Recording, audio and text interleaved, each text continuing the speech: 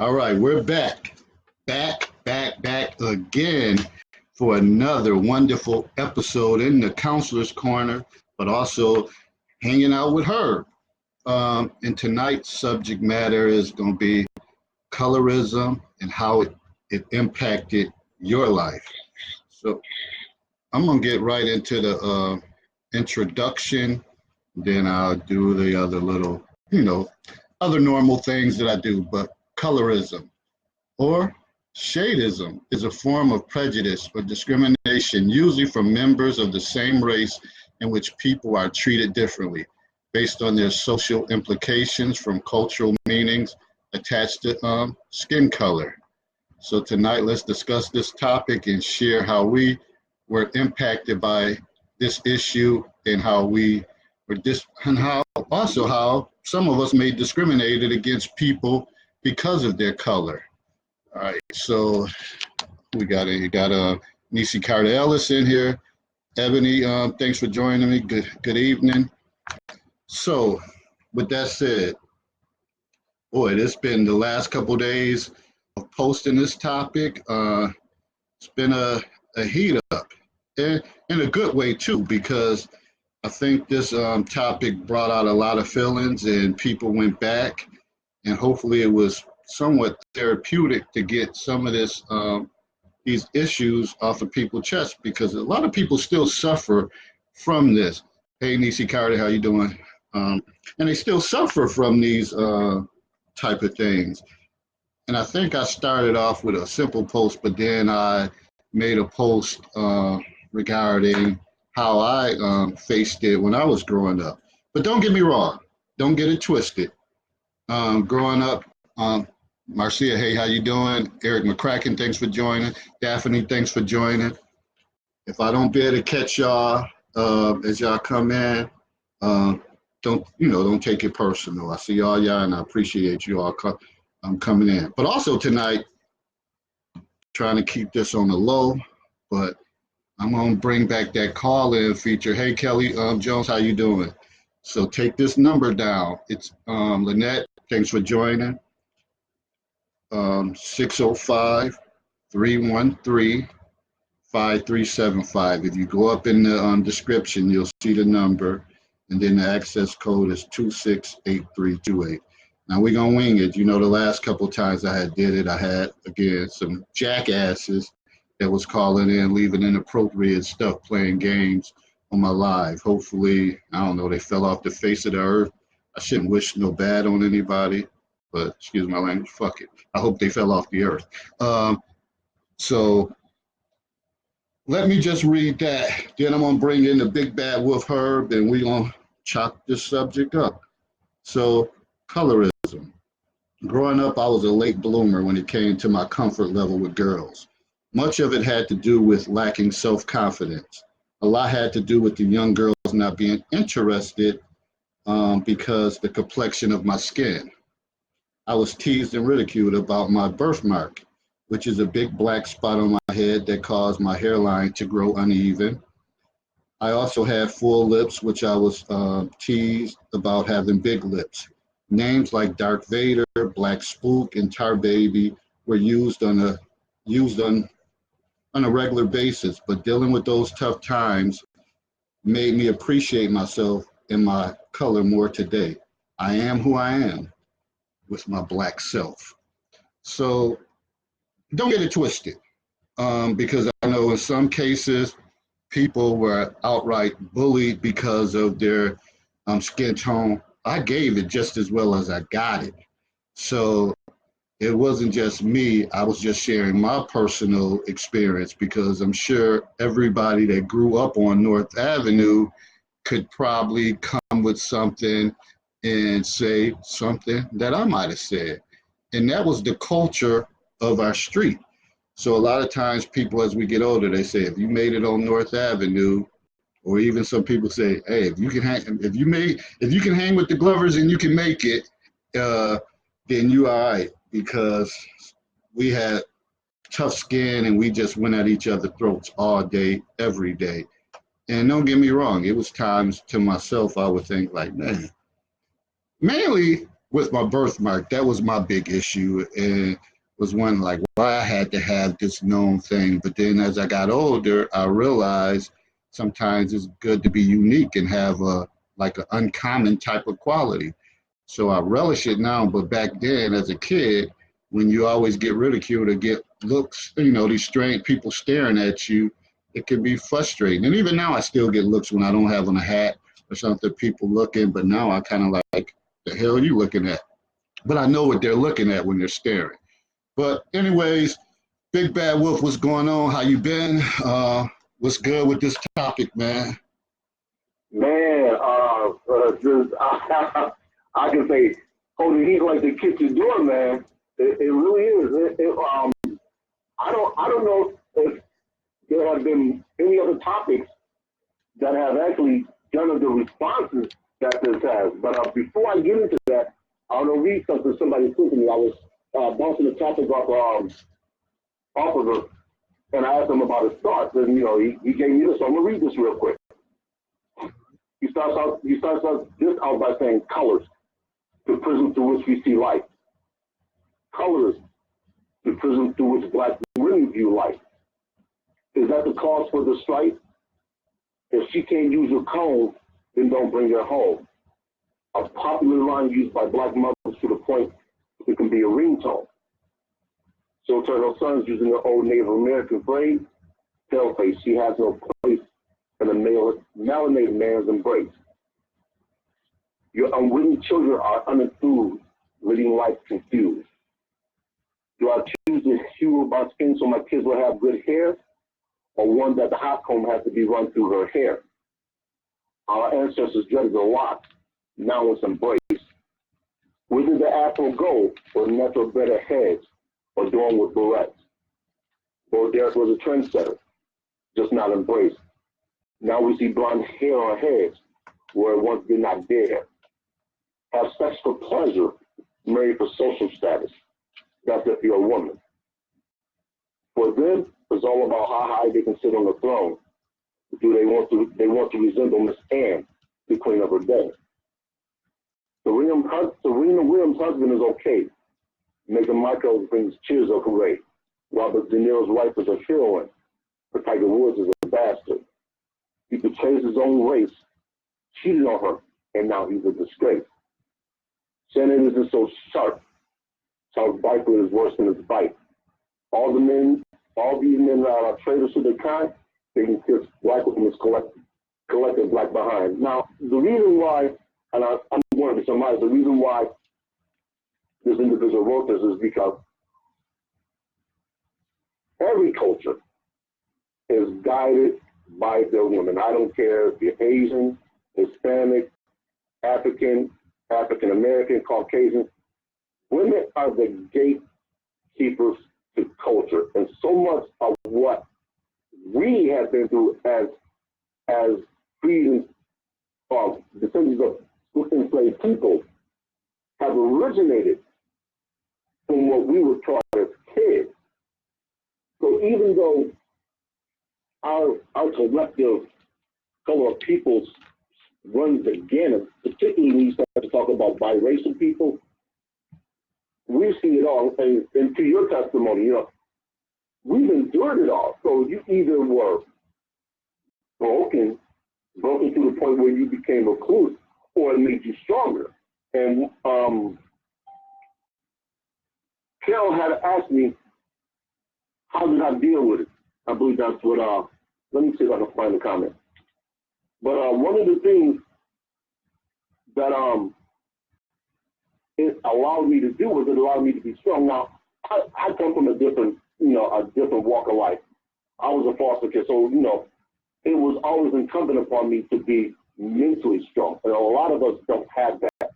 And you and I were talking about this before the show, where counseling, and for a lot of people, I think this post was therapeutic because it allowed them to get out information about their past experiences without being judged, ridiculed, or poked fun at. And I think that's important.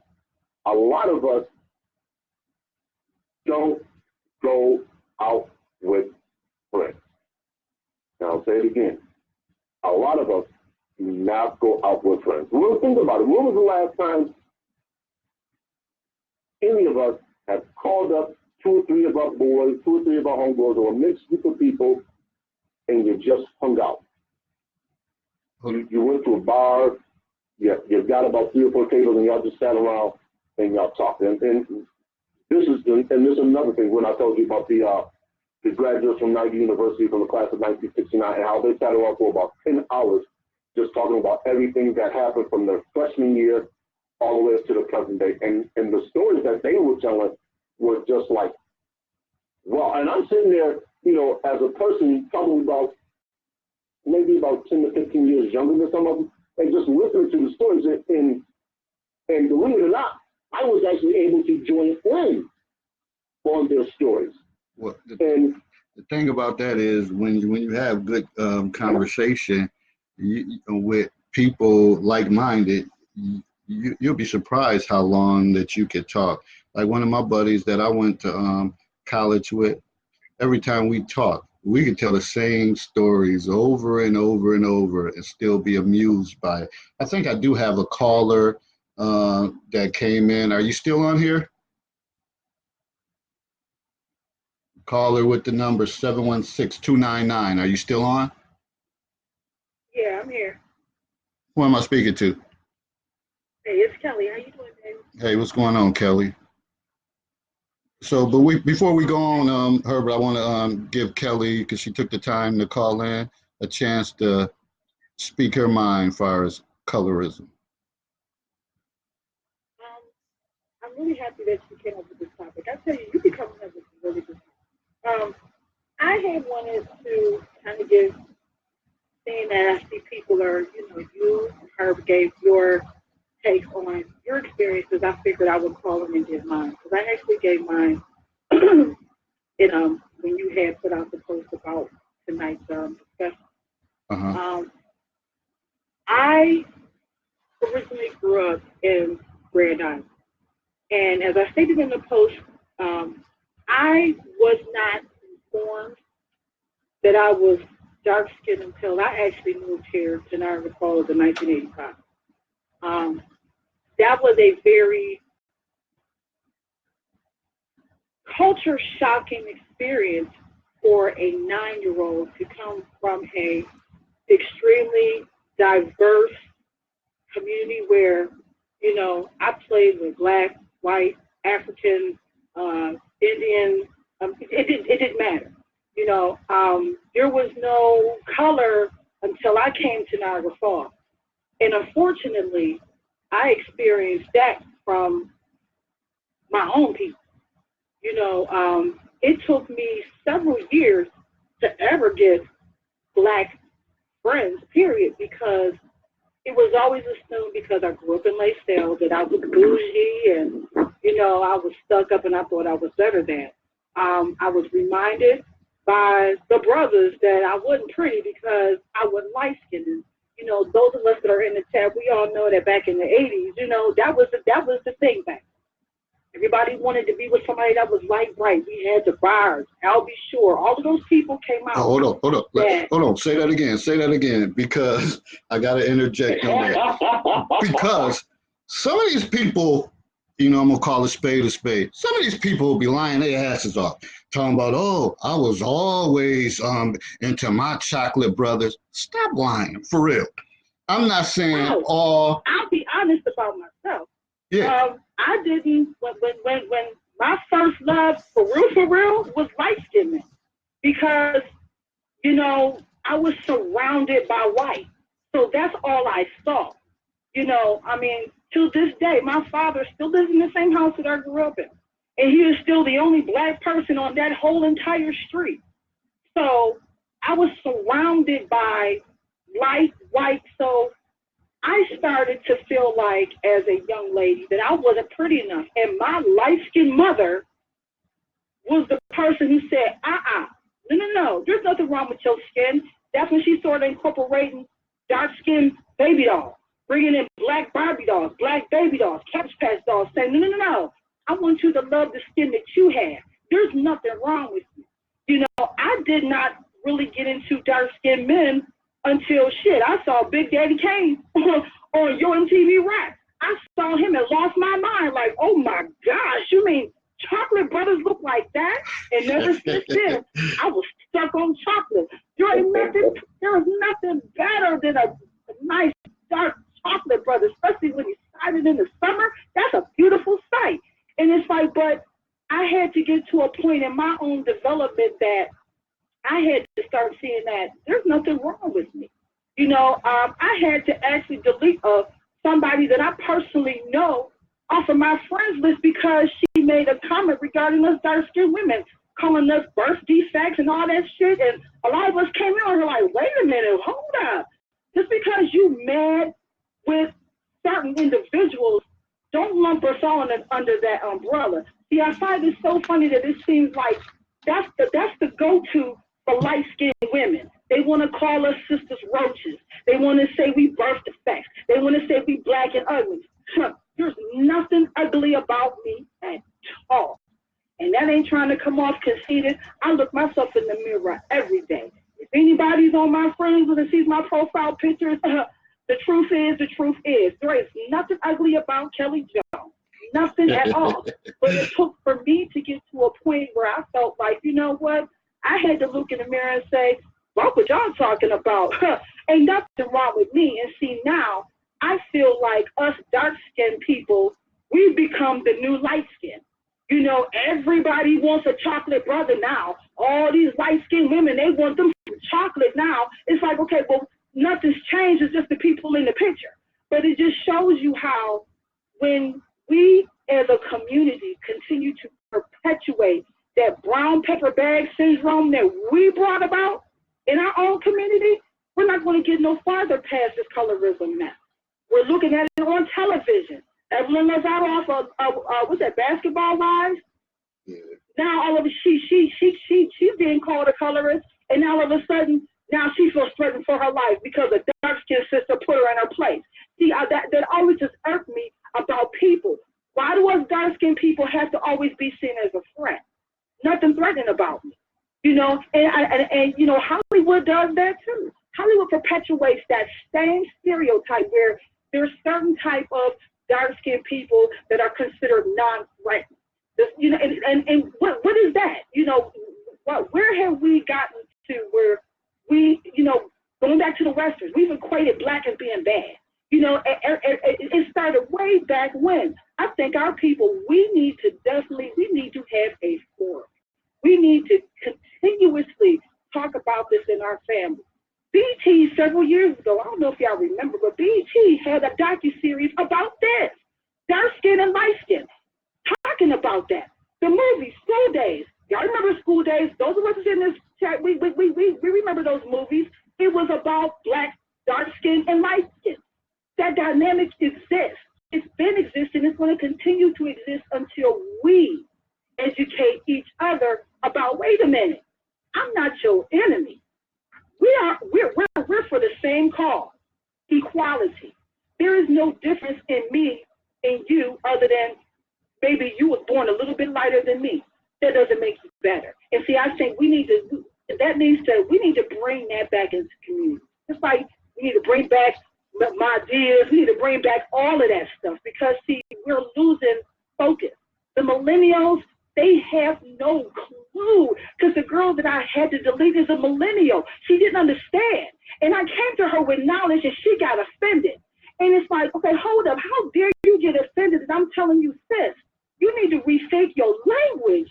You need to rethink your tone. What you're saying is derogatory towards another sister. Honey, your mama's dark skinned. Your sisters are dark skinned. Your nieces are dark skinned. What message are you sending when you're stating in a public forum, calling another sister a roach, a black roach, saying she's ugly? Well, I think with that, I think what that is, that's what it is. A lot of people are comfortable saying stuff in a forum because shit, you can hide behind words and stuff like that when you typing in stuff, but when you ever had these conversations face to face, you know, you don't get the same results. And I could tell you, even by posting this stuff on a daily basis, And then when I say, well, I got a platform for it, I'm not going to go back and forth with you on typing. Call in, call in.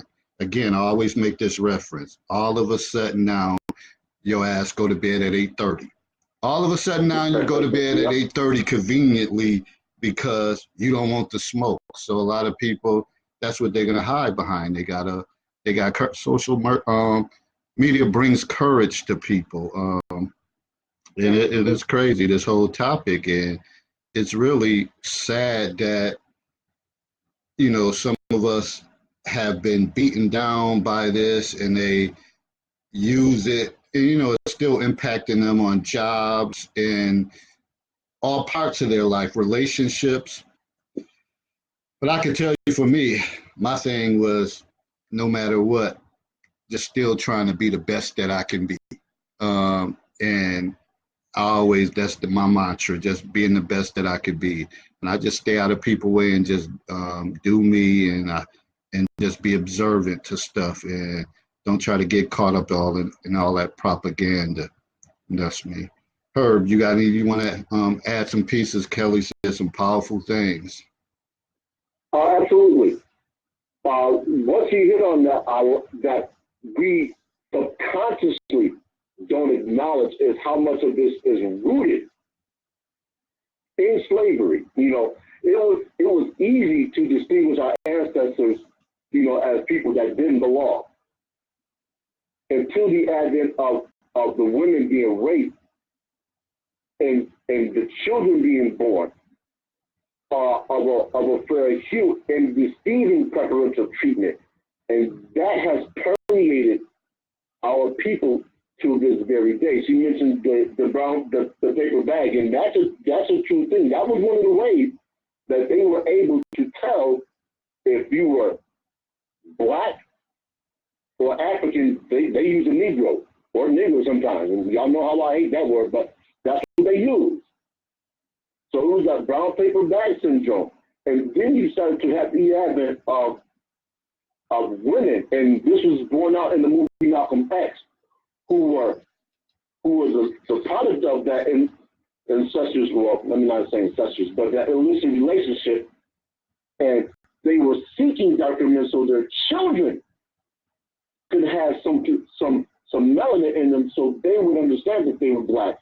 And it's those type of things that we have to understand about our culture. And she mentioned another excellent point, is that people born, the millennial generation, people born after 85, they're unaware of the history that has come before them.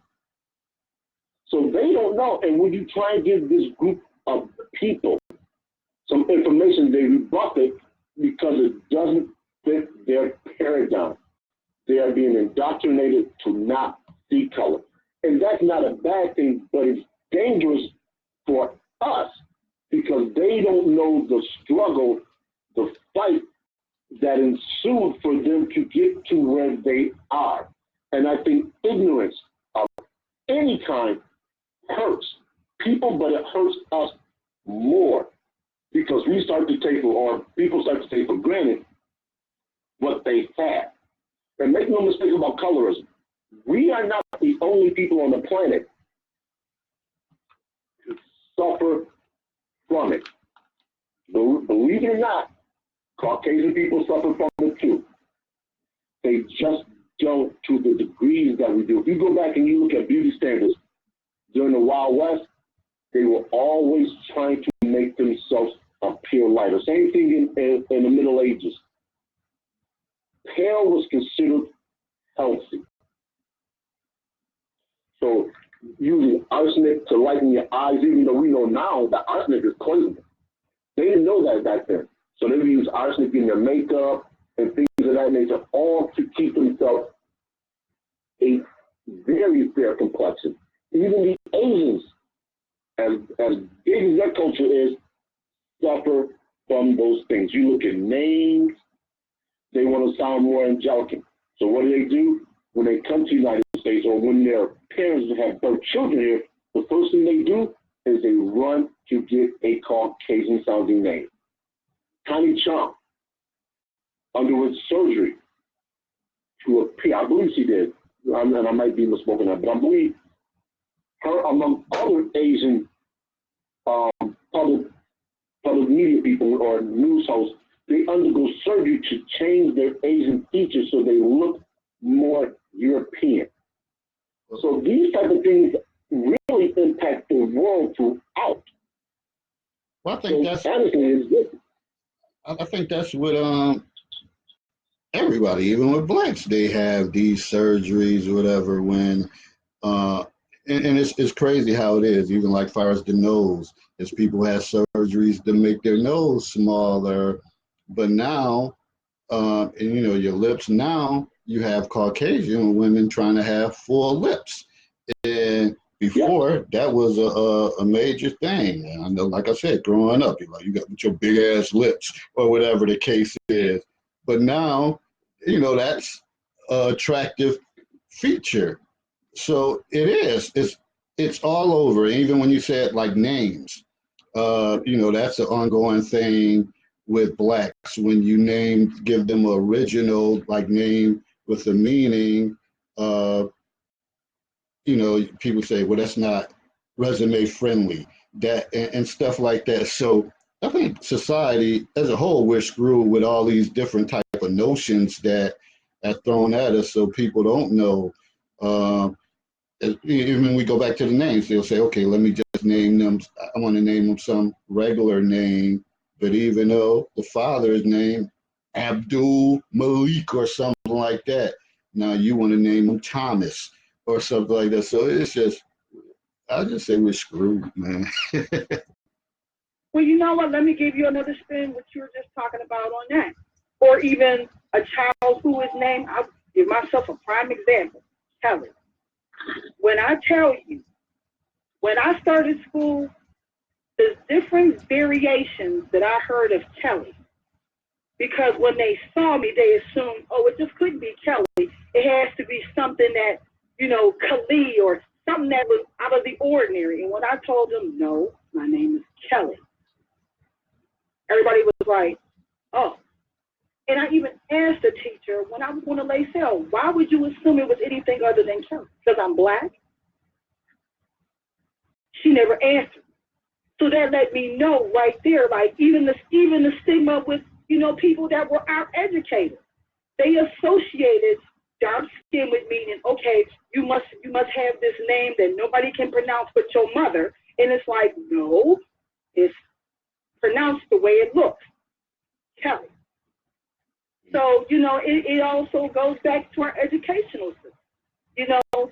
People associate skin color with how you're supposed to conduct yourself, how you're supposed to talk, how you're supposed to walk. I used to get so mad when people would become annoyed saying, when you talk white. What's talking white? Because I'm talking articulate. We all went to school.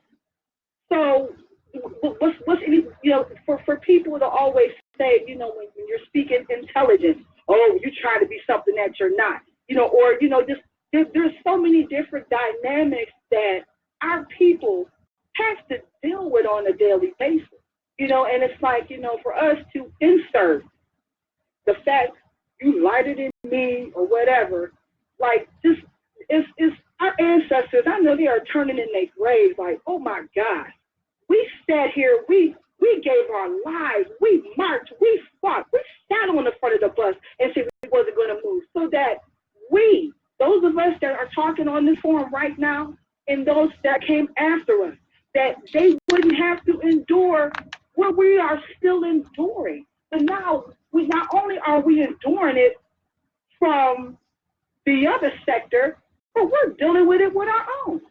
So it makes you feel like, well, damn. Yeah, I can't get relief nowhere. We could be our worst. I go anywhere, I'm reminded everywhere I go that pretty much my skin tone is a threat. My skin tone ain't pretty. We see it on TV too. We could be our Just worst think enemies. about the different ads.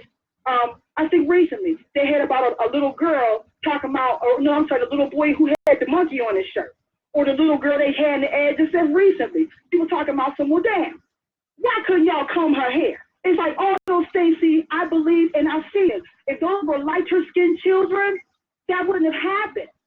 And that's a problem. We need to start talking up saying, yo, wait a minute. Who decided that my dark skin ain't beautiful? Who told you that? Kelly, We need to dispel that. I think I got somebody else. Do I got another caller in 803 area code? Yes, it's Lynette Patterson. How you doing, David and Herb and Kelly? How y'all doing? What's going on, All right, Lynette? all right. I'm well. Good, that's good. So, Lynette, what you got to say about this subject matter?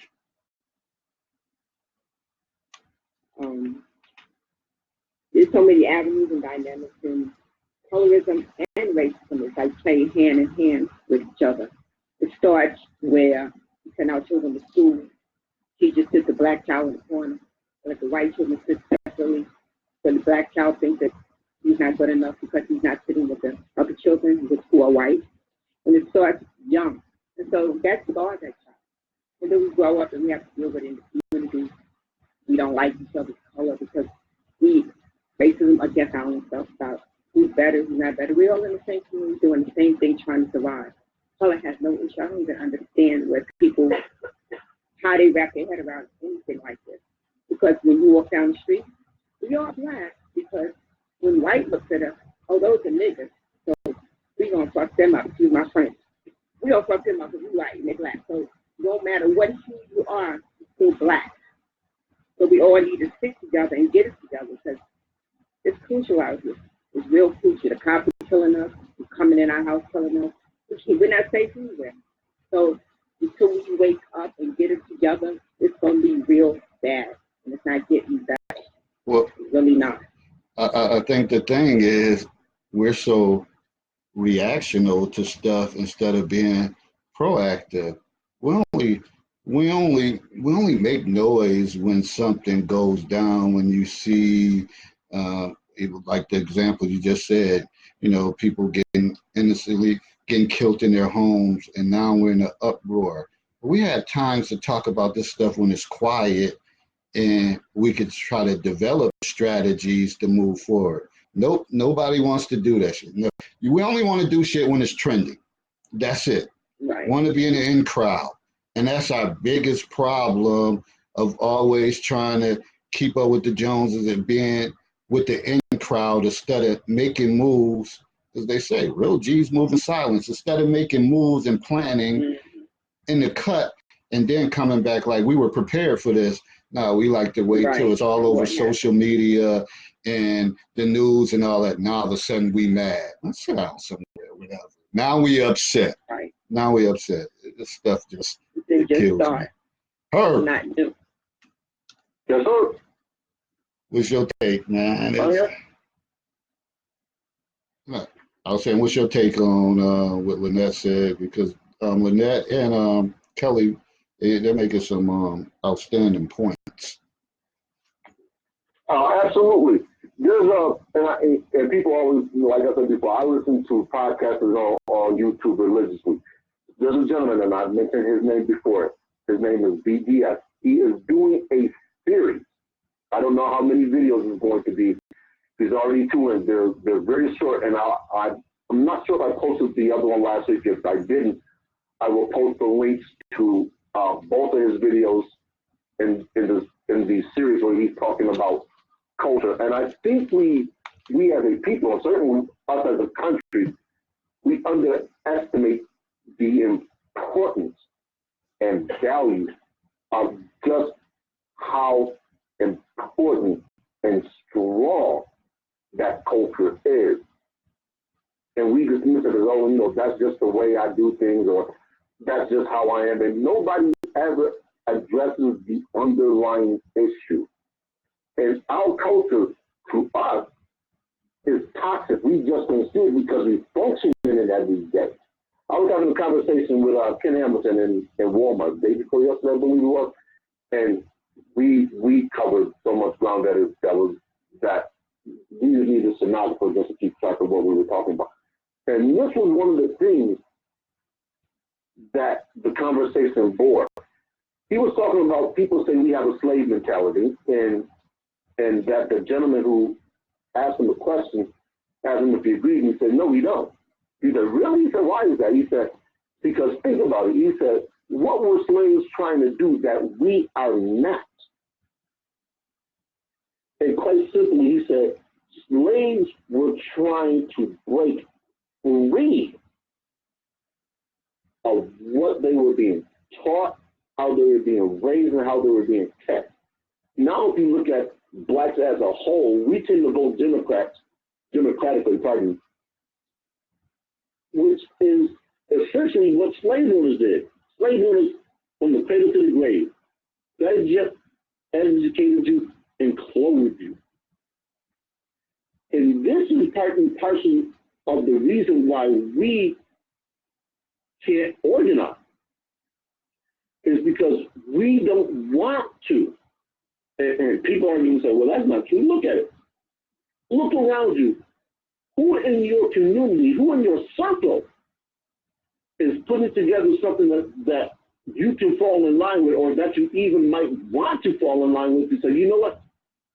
This is something that we need to get together on and push this narrative through. And that's something I'm going to address on next week's show. I'm actually going to deal with the killing of the gentleman that was killed in Texas. I can't remember his name off the top of my head. And one of the things that we have to do is not only start marshaling ourselves, we have to use, and I'm going to say this, we have to use the guilt that the dominant culture right now is feeling and use that for our agenda. The hell with illegal immigration, the hell with immigration, period. If it isn't about us, we don't want nothing to do with it. We don't want to support it. We should be chilling like a baby in the womb. And I know that's not going to sit right with somebody, but that's what we have to do.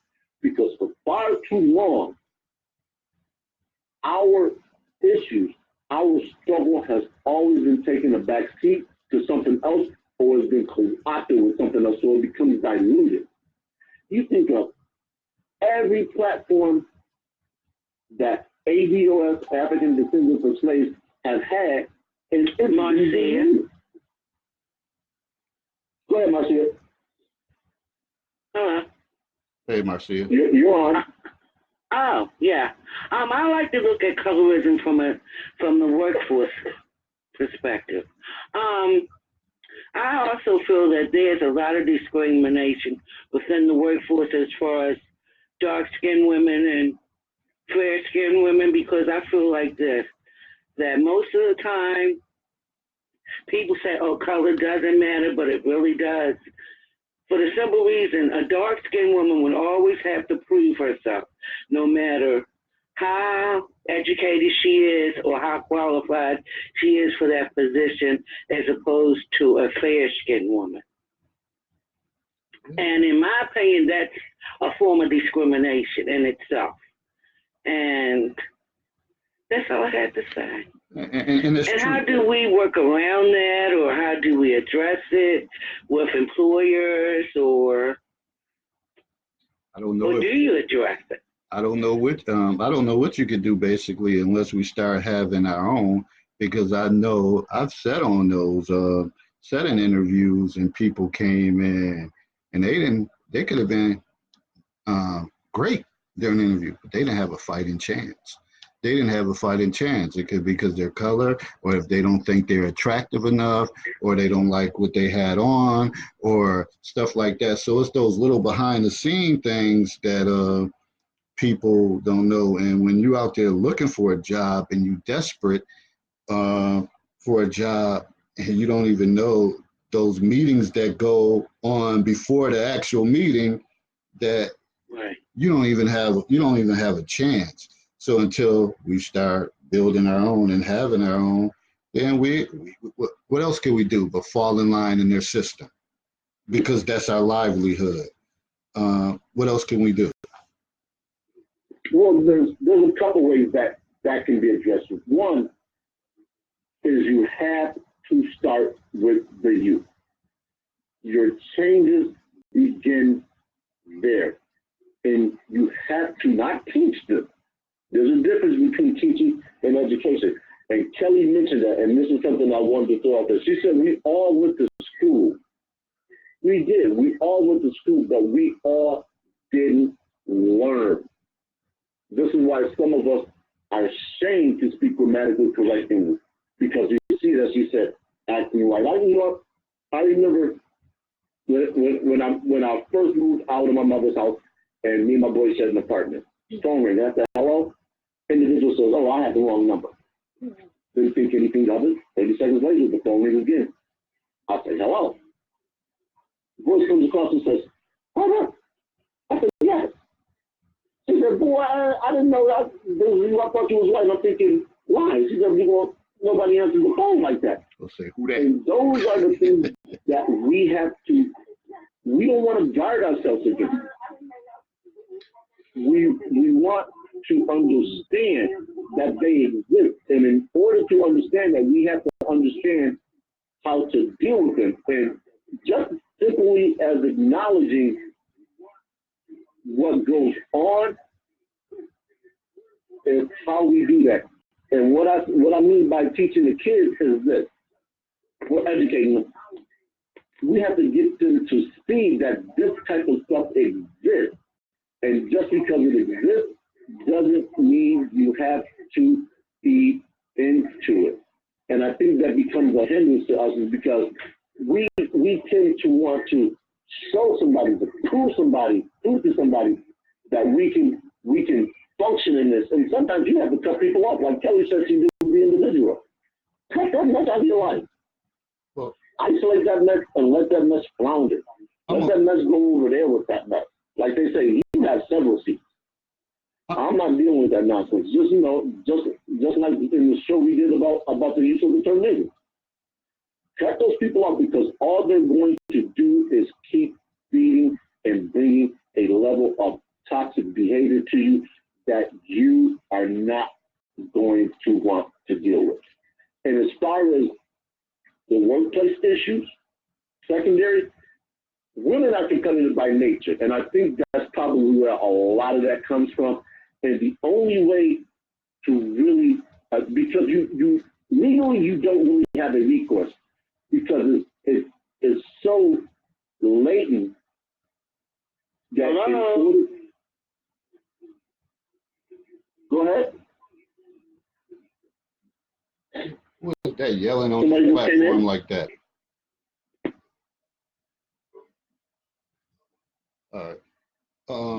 So it's so latent that the only way an individual is going to know what's going on is if they are a part of that culture.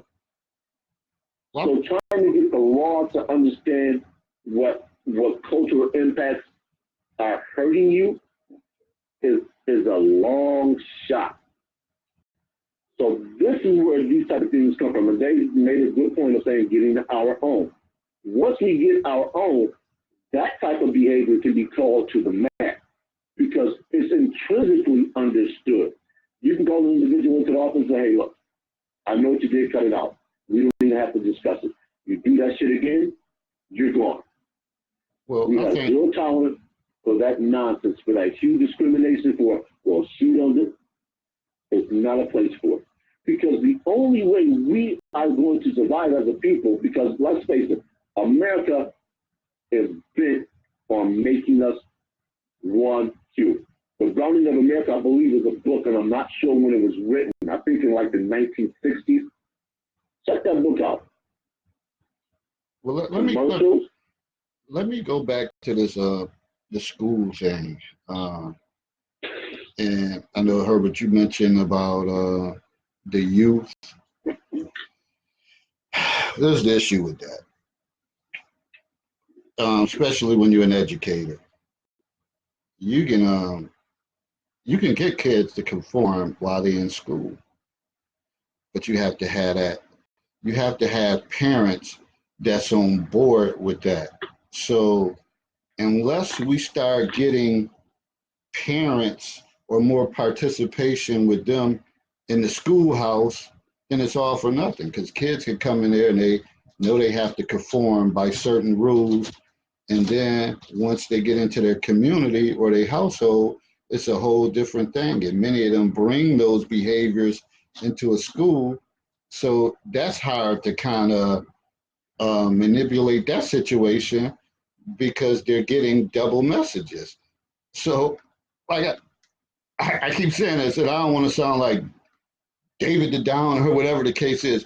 A lot of this shit we so far off from because double messages here and there. In the school, it happens this way, but at home, you can do what the hell you want. So you run the household at home, so they think, oh, I could come to the school and run this. And some of them, they run the classrooms, but certain places, like you come to my office, not on my watch, not on my watch. This shit ain't going down here, not here. So they know how to, they can smell weakness. And kids know when they got weak parents, and also they know when they got weak teachers. So we so far off from this shit, like for real. Like it needs to be talked about on a all day, every day. But it's not. And I'll say this again.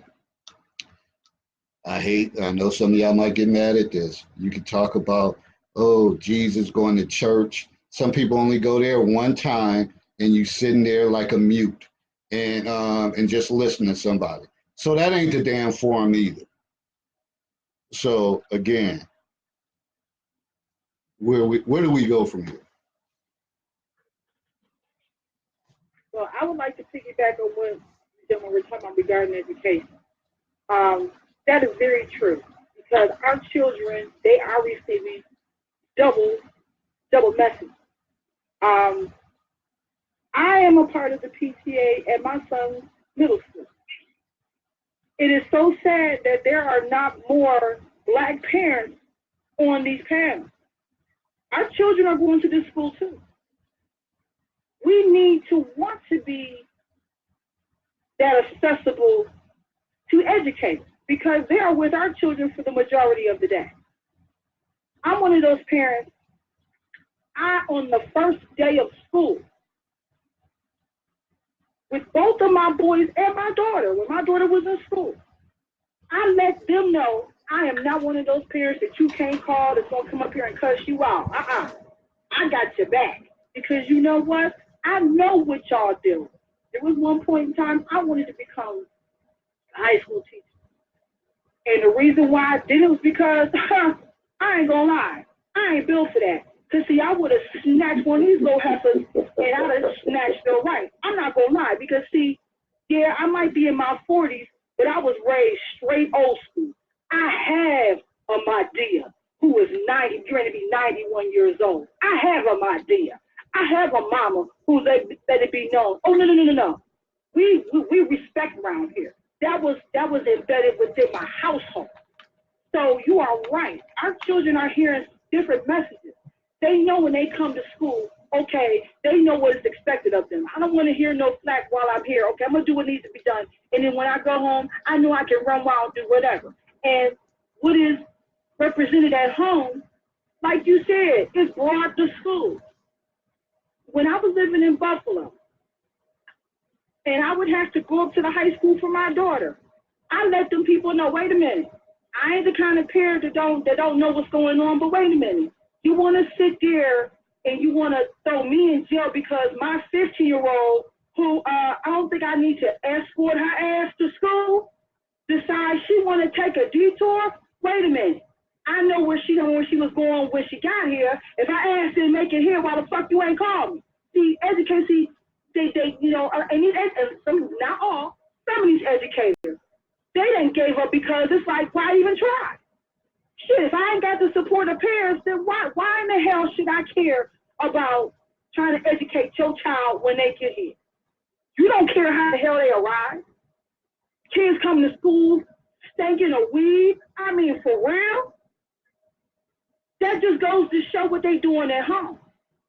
Well, like you said, I'm one of them type of mamas. Listen, I told my 10-year-old if I got to come up to this school with a belt this on, I told his teacher, listen, he talk crazy to you, you better get on the phone and call me. A sister will be there. As parents, we need to let teachers know we showing up. we need to teach at home. See, we expect too many times that we sending our kids to school, oh, that's their job. They the ones getting paid to do that. It starts at home.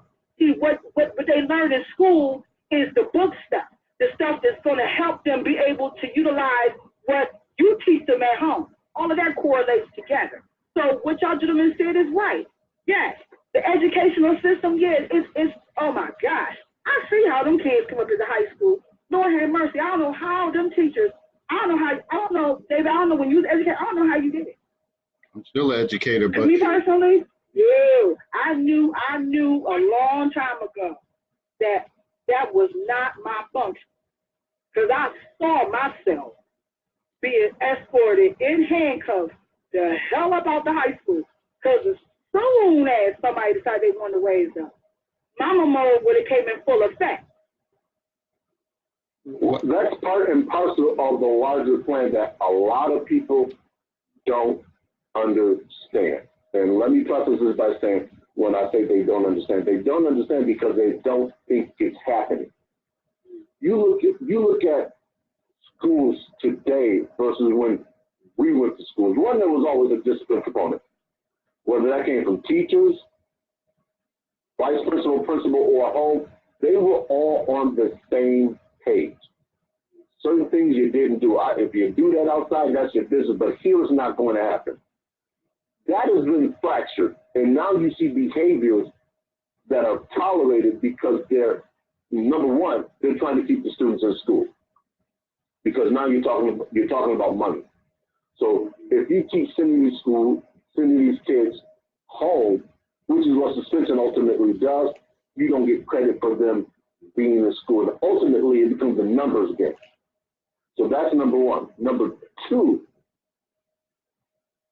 you have parents that they don't care what happens to their kids, and I hate to say it, once they are out of sight. It's just like Kelly said. When we went to school, if you didn't show up, there was a call home to let you know that your child didn't arrive, particularly if they were being bused.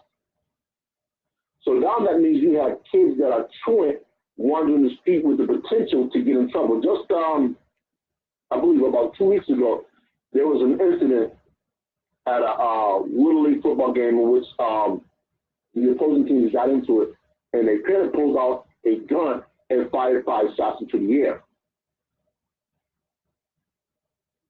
The result was that team was suspended by the league for the remaining 2 games, and the city pulled the permit so that team could play, and all the other teams that were playing at that field couldn't play. It was fortunate enough that that team was able to secure another location to play in. But that speaks to the larger problem that we are having when parents are running amok. Then the kids are going to follow suit. And we cannot save the kids because the parents are out of line. So no matter what happens in school, these kids go back home to a culture that fosters nothing but disrespect, and it encourages not following the rules. And when you have a society, or let's just dial back from society, when you have kids that don't follow basic laws and rules, it makes them easier to pick off. So once they start becoming of age and they start engaging in petty crimes, they get railroaded into the system. And it doesn't, and now it's to the point where it doesn't matter what your ethnicity is.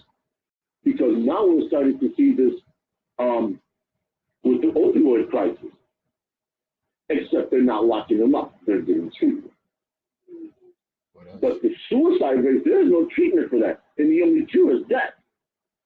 So now that you have all these social ills that are starting to permeate and bubble to the surface, they're thinking, how do we keep a lid on this and stop it from exploding? the only lid they're going to keep on those are the type of things that we're starting to run into more of. the only way they're going to keep control of that, like I said, a one-stop shop. because you know the whole push is the mental health thing in schools, but you don't have enough personnel to deal with these issues. And you made a point, Herbert. You said the ultimate goal is schools are really not trying to suspend kids unless they do something outrageous that, you know, bring a gun to school or something like that, or just blatantly whoop a teacher ass or something like that. But other than that, the goal is to keep them in school. So what does that do? Kill the morale of the staff because they feel like Yes. no matter what, I still have to put up with this kid. And they should be gone. They should be somewhere else getting educated. Again, double messages, screwed all over the place. So I like to say, call me what you want, controversial counselor, whatever the case is. I like to say a lot of this stuff is just talk because when you focus on one area, more than likely you're leaving out something else. So nobody's never connecting the dots. So all we keep creating is bigger issues and bigger issues. And like we said, you know, parents have to be on board with certain things as far as the school, but a lot of times they simply believe whatever their kid tells them in this day and age, based on a couple bad teachers, made poor decisions, but more than likely, parents, if a kid tell them something, that's all they going by. I have some that step to me. Prime example, had a parent, you know, I deal with eighth graders this year. They're getting ready to go to high school. So I had a parent come in and just her whole disposition was all wrong. And she like, well, my son said that you're not, you keep bypassing him, you keep brushing him off. And I'm like, listen, when you got receipts, parents can't, you know, people can't say shit. I'm like, it was a form your child's supposed to turn in to go to these presentations. Went through the thing, he didn't turn it in. And I said, also, I could tell you this. He wasn't paying attention when I was in the classroom talking about the whole, the plan. Well, well, he brought it up to me 4 times that you haven't, I said, I'm thinking to myself 4 times. If your child tells you something 4 times, why the hell you wait till the 4th time? You should have called me after the first time. You should have called me after the first time. So needless to say, I ended up having to dismiss her because I had something to do, but she popped up. But she was believing what he said from the beginning instead of calling me, and I would have told, we could have nipped this in the bud from the beginning, but you're going to wait till the last minute. Stop believing everything that your kid says unless you do proper research, because you know your kid better than anyone. So all of a sudden now, if you know, and that boy lie like a mother. Well, now, you hope that you would know your child. Yeah. You would only know your child if you invested in spending time with your child. Now, let's put it out there like that. Yeah, but you just can't. A parent who knows that their child is full of it will say, okay, bro, okay. But a parent who also knows when a teacher is full of it too. See, Yeah. I'm one, like, once again, one of them parents, I'm all up in my kids' business. I make it a point of that. And see, I hear a lot of parents say, oh, well, I work 2 jobs. Guess what? I do too. I work. I'm busy all the time. But guess what? I make it a point to know what's going on at that school. I make it a point to sit down and have a conversation with my boy. I make it a point so that when things like you were just talking about are addressed, oh, I know for a fact, I know my child. Okay, no, I know my child. Okay, yeah, I believe he did that. You know, but that also comes to, you know, back to parents being involved. Parents letting teachers know, listen, I'm here. Making it known, listen, if you need me, I don't care what time of day it is. I will come up off of this job and come up there and see what's going on. You know, and that's one thing we spoke about on last week's show was the lines of communication. And I said it last week and I'll say it again. As an adult, are your lines of communication from your child to you open. And understand that is the most important line of communication. If your kid is not giving you all the information, not some, not half, but all the information, then you as an adult are making a decision born out of ignorance. And you don't want to do that because it puts you in a position to where the child told you something 4 times and you waited to the 4th time to address it. Don't. Because if that's about grades and academic progress, and I've seen this in the program that I run, we get parents that'll wait till the 30-week marking period to come get their child academic assistance. That's too late. It sure is. It's too late. You should have did this at the 5, the 10, even the 15-week marking period when your child is exhibiting an inability to master that particular point in the school year. You don't wait. Let me just You say know that. that early. You know that. Let me just say this to parents, whatever, as far as that. The main thing is pick one day out of the week that you sit down with your child and you go over everything. A lot of times they have online reports now. And because if you check that shit every day, you're just going to get aggravated. And you're going to catch you a child abuse charge. So one day, whether it's Saturday morning, Sunday evening, and you go through it and you kind of figure out what's going on there, because if you're a helicopter parent and you hovering over everything, like I said, you're going to drive yourself crazy. Well, what's up with this assignment? What's up with that? Whatever. You have to at least give them the ability to try to, make right what's wrong, what they did was wrong, and try to grow and get an independence. But you still have to follow up on a consistent basis. And I know for a lot of you, they're probably like, how the hell y'all get on this subject? And I keep telling y'all, this is how this shit go. That you had these conversations and it started off one way, but it's still connected. As far as colorism and education and things like that. I don't have no script that I'm using to say, oh, we're going to talk about this for 5 minutes and we're going to talk about this 10 minutes. That's fake. That's fake. These conversations is authentic and genuine and real. So if you're upset, oh, I wanted to go more into that, guarantee you this shit going to come up again, over and over again. You just got to stay the course and want to tune in and check it out. And more importantly, if you want to redirect the topic, call it. Yeah, that would be even the bigger thing. Well, I know we're looking at time. It's 10:03, and I could say this: we may have to talk about this again next week because there's other components to it. But I think we cover some good ground on the subject matter that we talked about. And for the sake of time, I don't want to hold anybody up. I'm going to throw the watch party right after this, and you can comment on that, and I'll be able to see the comments because I'll be focused on that.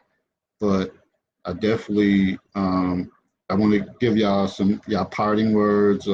Kelly, if you got anything you want to say to close it out. Briefly, Kelly, briefly. No, go ahead. Just wish, any final words you want to say.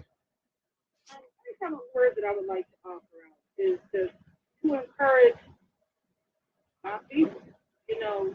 Let us not become a part of the problem. Let's be a part of the solution. Let us have our voices loud. Let's stand firm. And let's stand united. Because as we see, our youth, they're watching us.